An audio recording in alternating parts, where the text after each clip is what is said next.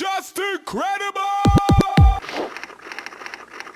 In my opinion, far too many people on this planet.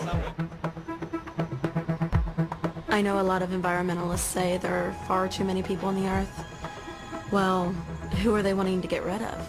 Because you know they're not going to line themselves up first, because they have an agenda, they have a job to do.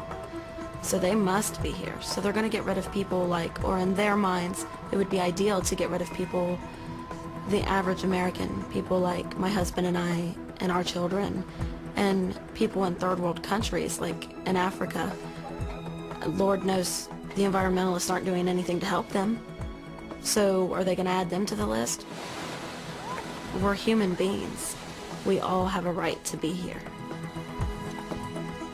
That is basically the problem, is that a lot of environmental activists still have not come to accept that the humans are also part of the environment and that they are important too. I have a list of what I call characteristics of environmental extremists that I run through. And the first point in that list is that they tend to actually be anti-human.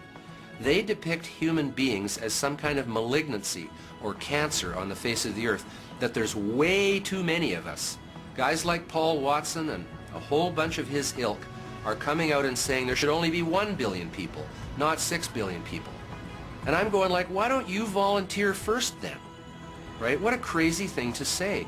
That is not exactly a constructive approach.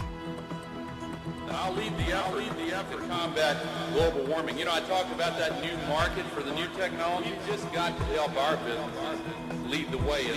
Rachel Carson left us her legacy.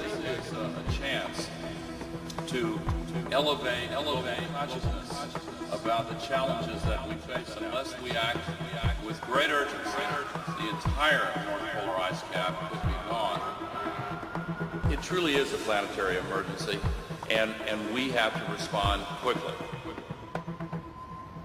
Well, I think, unfortunately, a lot of the environmentalists don't really care about the impact on human beings of policies that they're putting forward.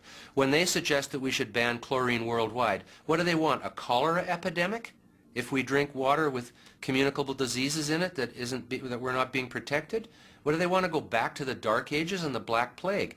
You know, they don't seem to really care about the repercussions on human beings, and they care more about fish eggs than they do about children. And there's something immoral about that, in my estimation. I'm not saying that fish eggs aren't important or that seals aren't important. I fought for wild nature all through my years with Greenpeace, and I'm proud of what we did back then. But I do not understand how people can just write off the whole human race as if it is some kind of cancer on the face of the earth and deserves to be eliminated. That, to me, basically is an act against humanity.